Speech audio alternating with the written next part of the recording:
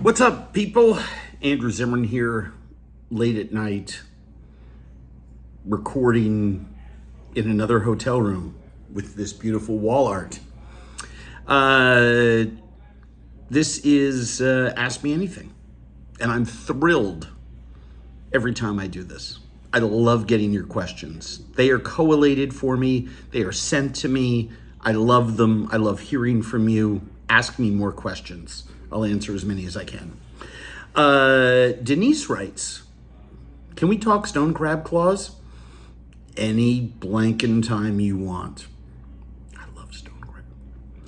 One of my all-time favorite seafood treats, she writes, and I just saw a post that my local spot is getting their first batch in this week. Yes, season opened a little while ago. Lucky to live near Supreme Lobster. Ooh, I know where you live.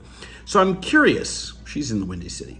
I've had them at Joe's, stone crab, the Chicago outpost, she notes, perfection, exclamation point, and a few times in Florida, good.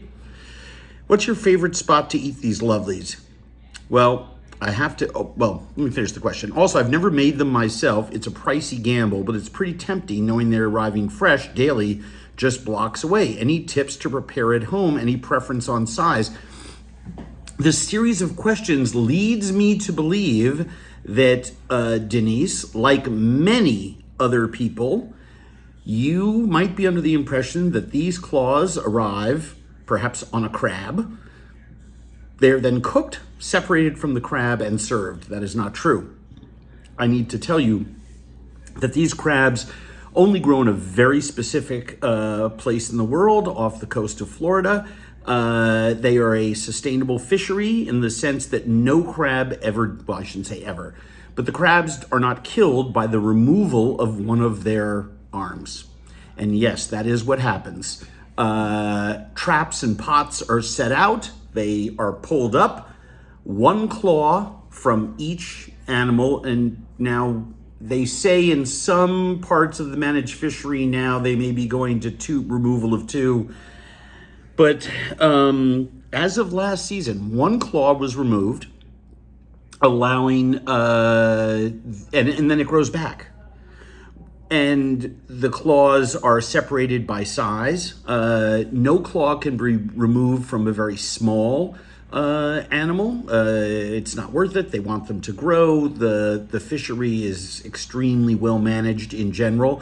And these claws are green. They are quickly refrigerated. They are hauled back. No boats stay out overnight. They are hauled back to the docks, where on the docks themselves, they are wheeled into giant steaming rooms where they are steamed.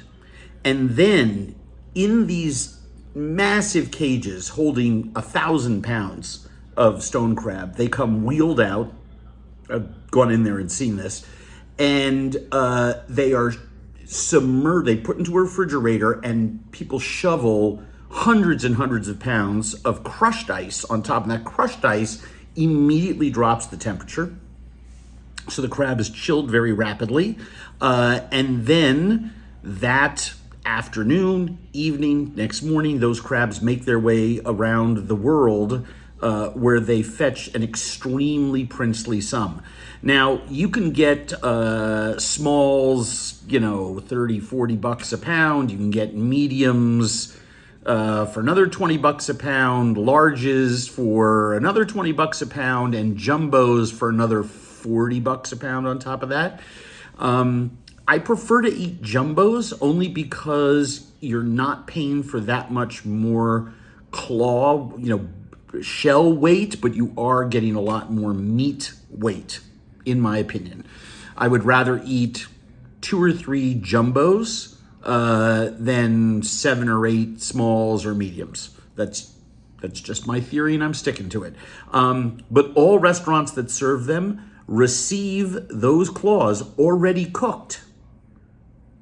Now, sometimes at home, I will put them in a 120, 130 degree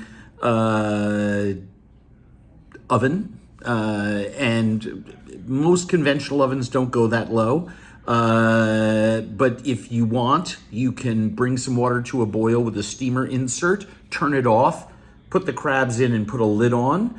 So as that temperature drops, they slowly warm up a little bit, and then you can crack them and dip them in butter if you like. You don't want to heat them up fully because you have a chance to dry them out, and that would be a shame. 99% of the time I eat them cold. I love dipping cold claws into hot drawn butter. Adore them. But most often, I either eat them plain or dipped into a mustard and mayonnaise sauce. It's a classic.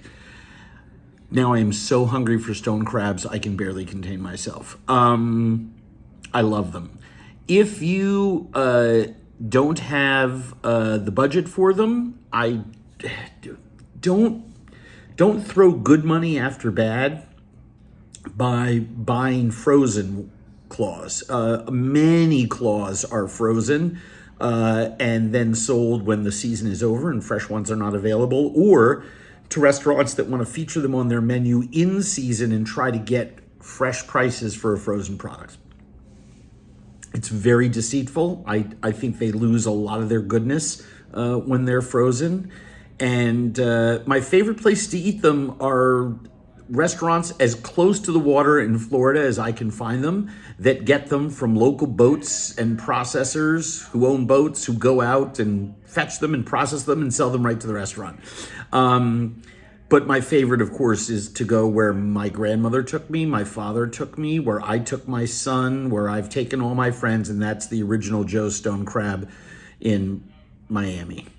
There is no place on earth like it. And they have great coleslaw and great fried chicken and great cream spinach, and it's one of my favorite restaurants on planet Earth. So here's a giant plug. Now that the weather is turning cooler in much of the United States, plan your trip now to Miami.